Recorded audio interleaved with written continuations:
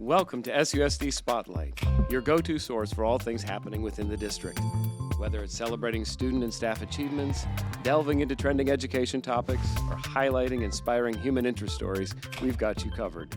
Join us as we illuminate the incredible endeavors taking place in our schools and forge connections within our community.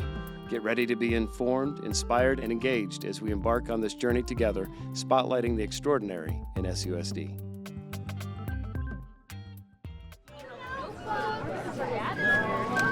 It's hard. Ready? Right. Today, SUSD Spotlight is on location at Saguaro High School as part of the Sisters in STEM event, where we're welcoming all sorts of young people to enjoy Sisters in STEM. And I'm joined today by Fiona, who is one of the leaders of Sisters in STEM here at Saguaro. Welcome, Fiona. Hi, it's nice to be here. What can you tell us about this event and your participation in Sisters in STEM? Yeah, so I'm one of the presidents of Sisters in STEM. So we are a nonprofit organization run out of Saguaro High School, our robotics team, Go Team 4146. And what we do, Sisters in STEM, is we like to bring experiments to young elementary school age children around the valley.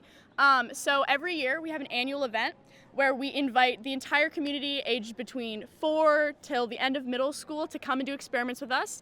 We have a huge volunteer base that we're very grateful for here at Saguaro. And then later in the year we do Sisters in STEM roadshows where we travel to SUSD elementary schools and bring some STEM to them. So how long have you been part of Sisters in STEM? This is my second year working with Sisters in STEM. I'm a junior, and my sister was involved in it before I was. So What do you like most about this opportunity? I just love seeing how excited children get over cool science. Like you've never seen excitement so big and so unfettered as when you see a child discover that they can make a bubble stay on their hands for 5 minutes, or they can make a magnet float with no strings, and it's really beautiful to see them learning something. You can almost see the gears turning, the processing going on. And what was it that got you interested in STEM?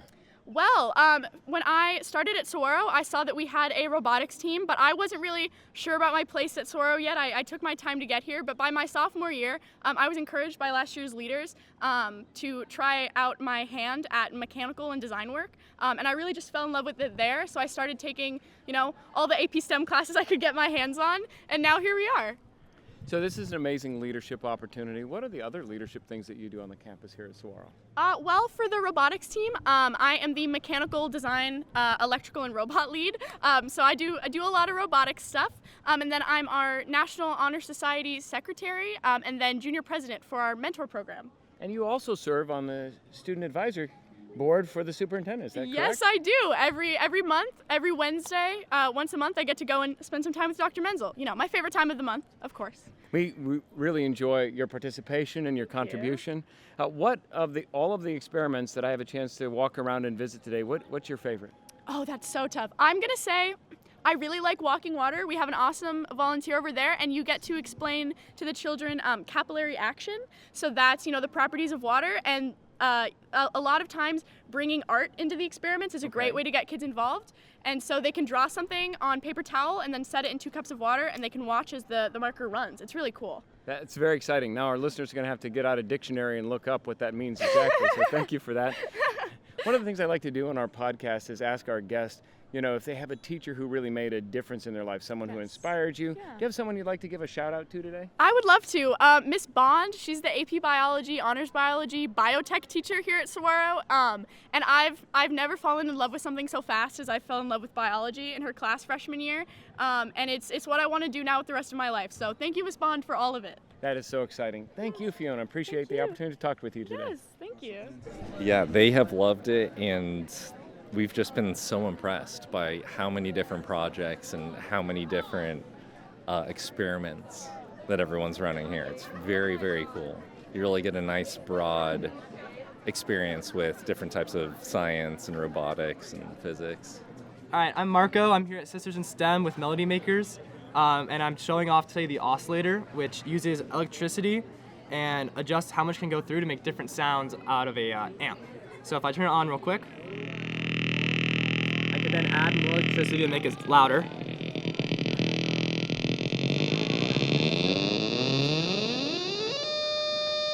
And I can also lower it.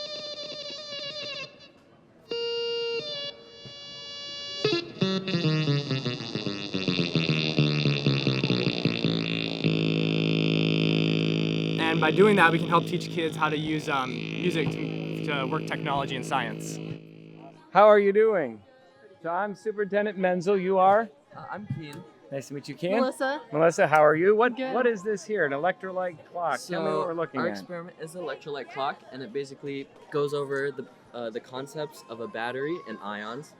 All right. So the clock was off, and now the clock is on. Yeah.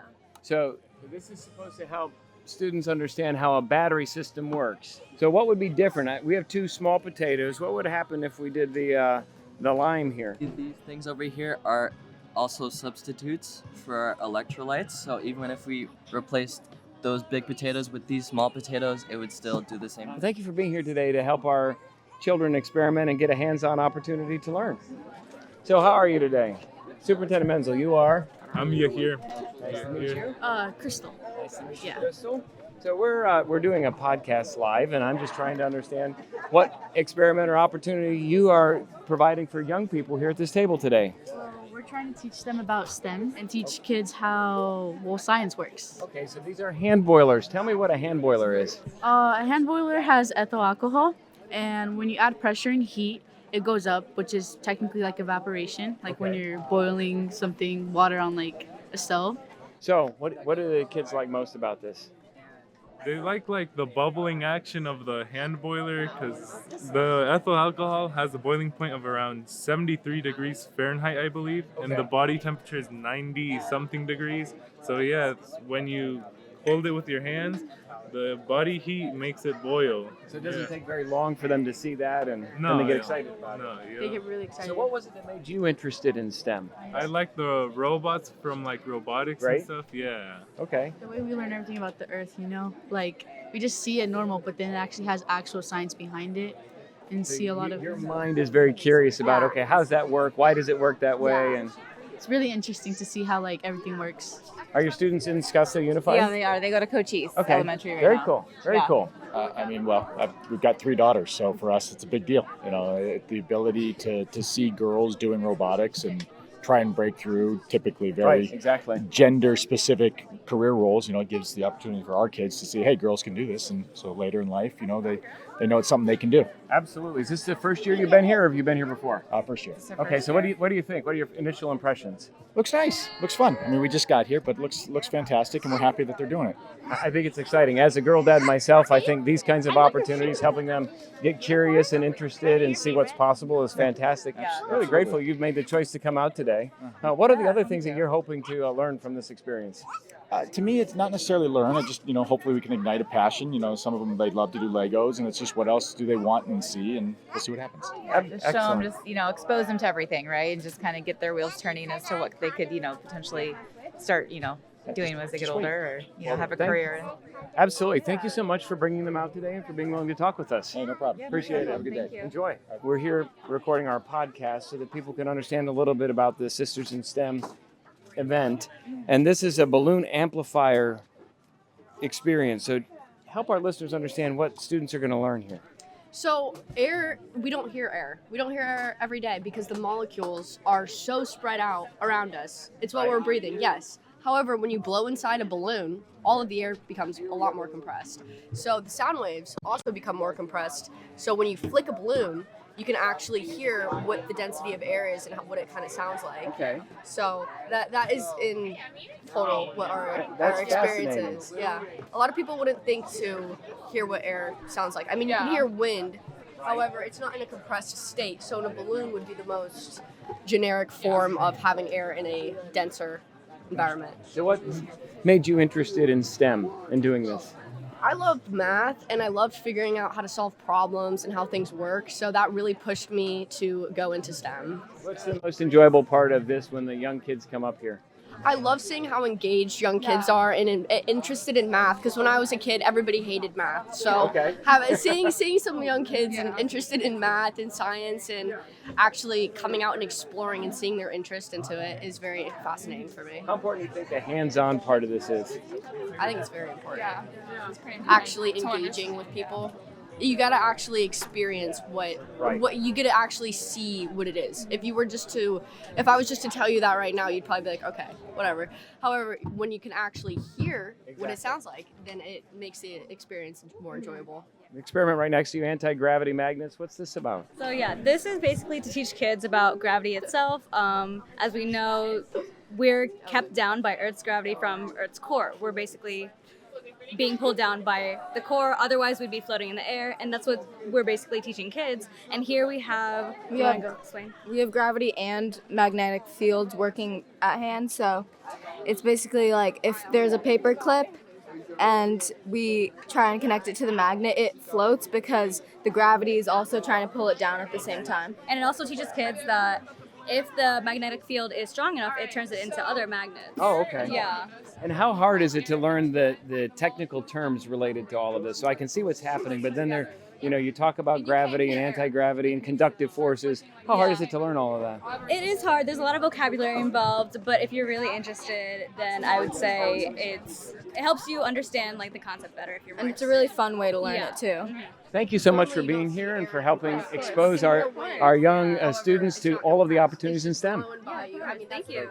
And I'm Ashni. I'm on student advisory board. Yeah. Okay. How's the event going? It was going fantastic. How's it going for you? What do you think? Oh, I mean, it's pretty amazing. We've expanded so much since last year, so it's really awesome. What do you like most? What's the best experiment from your perspective? I love the chromatography experiment. I think it's so fun. We take it to a lot of events. So Okay. Yeah. That's fantastic. And how long have you been in Sisters in STEM? It's just my second year because it's my second year at Saguaro. But yeah. And what drew you into this STEM area of interest? Well, I think watching my parents for a long time, they're in STEM. They've always been obsessed. My dad was like a role model for me. He's obsessed with math. So I think just watching them and being around them really like got my interest up from a young age, and now I love it. That's fantastic. And so you're another person who's on the student advisory board. Yes. Tell us what you like about being able to serve on that role for the district. Oh, I mean, that's absolutely amazing. It's so interesting to see like all the different perspectives from all the different students, and it's really awesome to be able to bring our perspective to you and other people who can help, improve the school. Well, and it makes a difference. So we're truly appreciative of your leadership. Thank you. Thank you for making this possible for our young students today. And oh, I love it. hopefully it's fantastic. Oh, thank you. Great. Good to see Yeah. you. Good to see you. Well, we have a large robot with a bunch of students who are observing it move around, but I want to find out how they program that in order to do whatever it's supposed to do for competition. So thank you for being with us today. I'm really interested in learning more about this robot and the robotic competitions and what students are able to do. Okay, so this is our robotics team, robot. It's for first robotics competition. It's a robotics competition all around the world that gives kids a challenge in January, a game to play, and we design, CAD, build, wire, and program the robot all in 3 months. And then we go to competitions, we compete with other robots, and we work our way up. This year with this robot, we were actually able to go all the way to Worlds. So, yeah.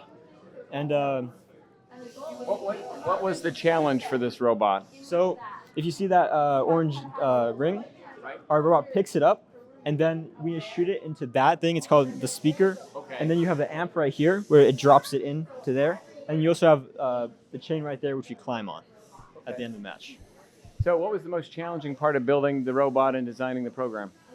So I'm the programmer. From my perspective, the most challenging thing would probably have been getting our vision processing to work, because we actually have a camera on the front of the robot there, and we can detect those fiducials, they're called April tags, and calculate the angle to aim live. And so that was difficult. We've never done vision like that before. Probably from a design perspective, we want it under the bumper intake from the front, and we also want to shoot from the front because it would make our autonomous much easier to organize. Probably that, as well as our climb, because we had some issues with our climb, but we got it solved eventually.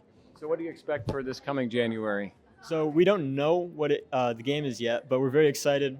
We had a lot of our team graduate out, but they trained us well. So we're going to see how it goes and try to design a robot and win. How many people are on the team?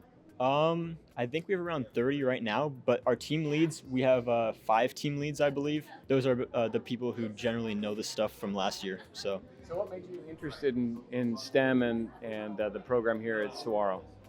So I've been interested in computers pretty much all my life, and I taught myself to code about 8 years ago now. And when I was looking for high schools, I came to Saguaro, and I saw that we had this innovation center and how much it would allow me to do, and it really attracted me here. That's fantastic. Thank you so much, Noah. Appreciate your time today. Visiting the Sisters in STEM 7th year of this opportunity to expose young children, elementary and middle school, to science is really fascinating. What I enjoy most is to talk to our students who are so excited about sharing what they've learned, the hands-on opportunities, to see young students engaged and maybe inspired to pursue STEM, to see themselves doing things that they otherwise might not see. Truly is a representation of the amazing things happening in Scottsdale Unified School District, and in particular here at Saguaro and the Math Science Academy. We noticed throughout the day that it's not just young women who are leading the effort, but you have boys wearing Sisters in STEM, because we have an inclusive environment where every person is welcome to participate, pursue their passion, and move forward in terms of the things that they can do to contribute. And you'll hear that in the various stories that we've heard here. We encourage you to tune in wherever it fits in your schedule and hear about the great things happening in Scottsdale Unified School District.